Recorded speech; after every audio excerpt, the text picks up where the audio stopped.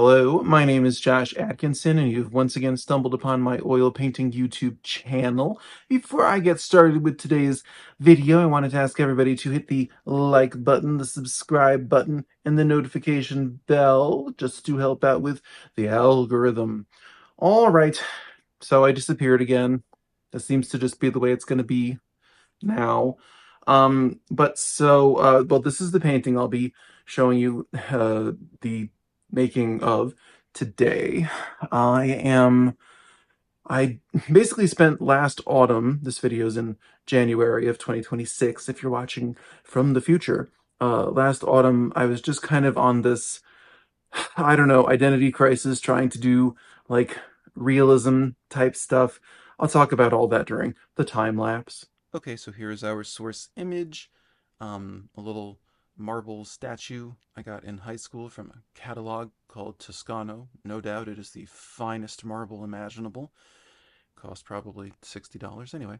Um, so you can see, I think you can see there's a grid that I've penciled in, and I know there's a lot of, I don't know, discourse about pencil is visible through oil paint, and I'm like, well, no, it's not. If you just paint opaquely. Anyway, if you are new to my channel, uh, let me confess that I am uh, not the most reliable when it comes to doing actual tutorials, but I'm going to give this a more sincere attempt. I've been taking this class.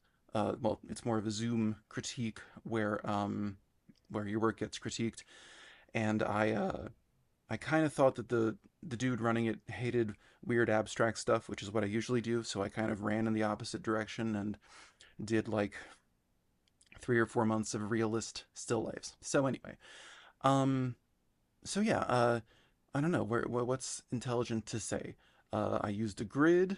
Um, I did not shade things in first. I do that in future videos. There are going to be 3 or 4 still life videos coming up, and then I go back to my weird self because it's who I really am.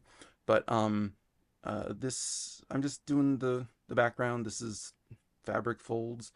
I guess it's worth mentioning that this is not black. It's a mixture of burnt umber and ultramarine blue because that allows you to uh, uh, make it more warm or cool toned. Uh, Painting folds in fabric is hard, which is why I set this up because I know that it's hard and it's not something I've always succeeded with. But I think one of the big keys is just, of course, having a clear light source. And obviously, it's coming from the left this time. But the thing that really sells it is, of course, blending from light into shade, but also looking for the reflections that are occurring within those shadows. You know, maybe you can see the big black mass coming down from the upper left corner behind the statue. Uh, there's a faint reflection if you look, just a little slightly lighter tone on that determines it shows the shape of that fold of fabric, and that light is being reflected from the rest of the light hitting the other side of the fabric. Anyway, so I'm also painting this white statue because because white is another thing that I've always found extremely complicated. Like I don't use black, but you know, in oil painting you kind of have to, in realist painting you have to decide what color are you going to make the white, because then you use complementary color theory to determine the shadow tone. So at this point I've probably made this white out of like yellow ochre and titanium white. You can't really see a lot of the yellow ochre, but trust me, it's there. And then the shadow tone I'm building out of uh, purple tones, but very, light, because obviously it doesn't get super dark on a white surface. Um, yeah, the big critique. Oh, I'm halfway through the time lapse. Like and subscribe. Share the video. Okay, please. But so the big critique that I got when I showed this was that I had not refined the brush work in the fabric folds enough, so that happens by the end. Um, and and then he said something very smart about if a color, whatever color is present in a painting should be present in all 4 quadrants of the painting. And so you can see the bottom half has red and green, and the top half is just a black piece of fabric with a white statue. So how was I going to get the red and the green in there?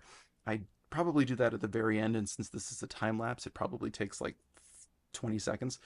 So I'll talk about it now, even though I'm not doing it right now.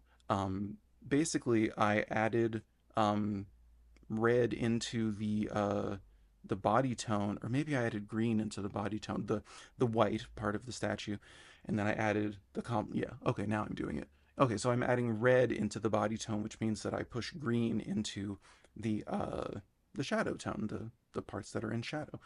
And when you keep repainting the same thing, you do run the risk of ruining the whole thing. But you know, I'm trying to learn. I'm trying to uh, well, at this point, I was trying to just, I don't know, become Captain Realism, and it's just not who I am. But this is worth learning, so I'm glad I did.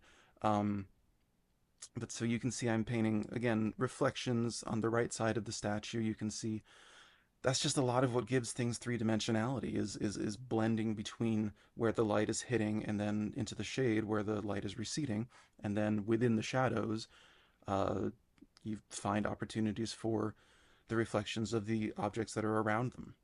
And so at this point, you've been looking at the statue for a while. Oh, okay. Clearly, I refined some things. Well, I refined the shape, but yeah, it looks a lot better now.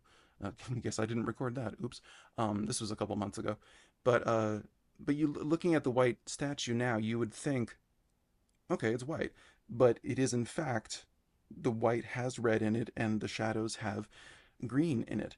So it may not be something that you're super like aware of, but the eye uh, receives that information, and it helps the painting feel more cohesive because the colors present in the bottom two quadrants are now present in the top two quadrants. So yeah, this is actually kind of a tutorial. I'm like saying helpful things. As long as I'm on that roll, I'll say that you can see there's reflections in the apple that's furthest to the left. The statue is reflected in the shadow there, and the highlights I learned from Helen Van Wyck, who you can look up on YouTube. She's a public access TV painter from the 80s, I guess.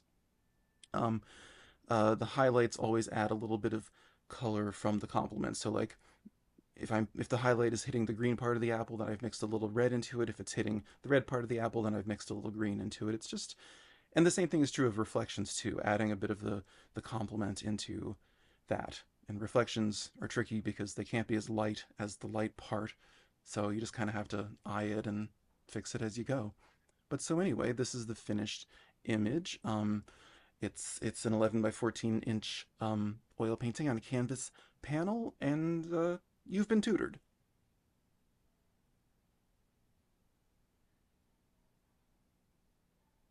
So then, yes, that is how I arrived at this still life. Um, I haven't recorded the voiceover yet, so hopefully I talked about color harmony, the persnickety, difficult nature of getting, red and green that's down here represented up here. Um, I love this painting. It turned out really good. I most of my YouTube journey has been making very idiosyncratic, weird things, and during, when I was doing that, sometimes I felt like confined to be weird, and I missed realism. Um, but now I've done a lot of realism for the last uh, you know, basically all of fall, and I'm back on my weird stuff. I'll be sharing that stuff soon, but we've got a few still lifes to go through, realist still lifes to go through first, and this is the first one. So hopefully you got something out of that.